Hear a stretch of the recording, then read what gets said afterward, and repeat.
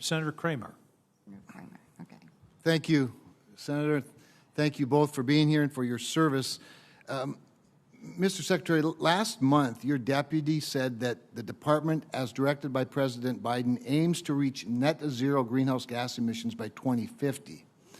Then she mentioned the danger posed by China, illegal Russian aggression in Europe, persistent threats from Iran, North Korea, and other state actors. You both and others that work with and under you consistently and appropriately reference the importance of modernization, lethality, readiness, obviously. My question is, do you think China, Russia, Iran, or North Korea are going to be slowed in their military development by climate change concerns? I don't believe so, and I don't believe we will either, Senator. Do you know if they have plans to reach net zero, any of them? Senator, I've asked you for $773 billion to support the capabilities that we think we need, and I certainly appreciate what you've done for us in the past. But I think there's also things that we can and should be doing to address the climate issue as well. It affects our installations. It causes problems that cause mass migration and other things in the areas that we operate in. Our forces are committed to fighting wildfires and helping in the aftermath of severe storms on an increasing basis. So I don't think this is a thing that we can discount, and I think that the Defense Department has to do its part.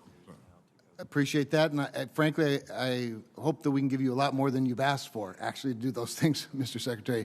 But as you're talking, I'm imagining the calculation that would measure the negative impact of say, our failure to deter Russian invasion of Ukraine.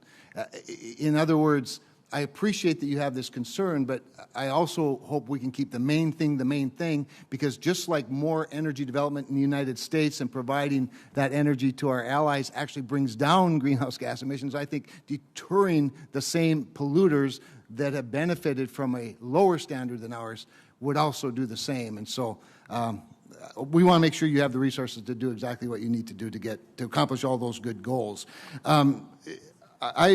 General Milley, maybe I could just ask you if I know you don't mention it much. In fact, you didn't at all. The Secretary mentioned climate change 5 times in his written opening comments. It's referenced in the National Defense Strategy, sort of highlighted. We'll see if it's in the National Military Strategy when you provide that. But do you think climate change is a military objective the department should be focused on tackling?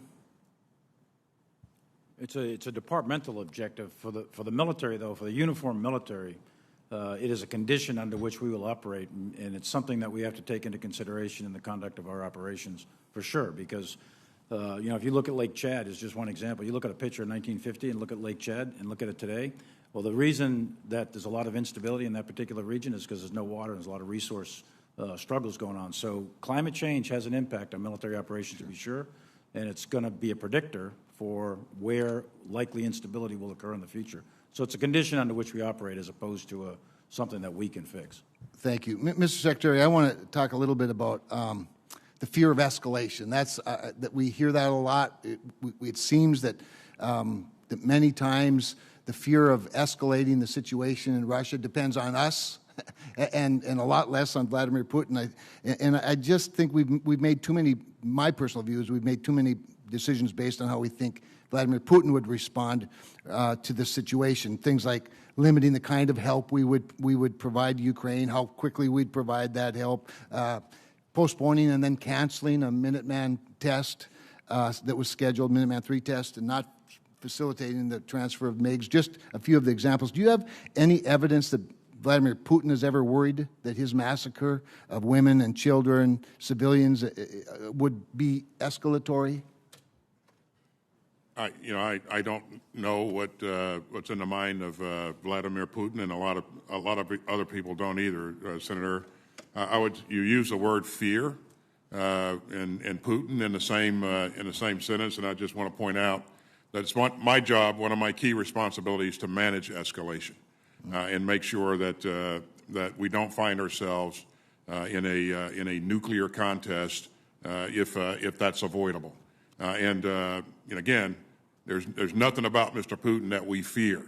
And you see the evidence of the kinds of things that we've done in rapidly deploying combat power to Europe and the eastern flank, and what we have done and continue to do to provide assistance to Ukraine.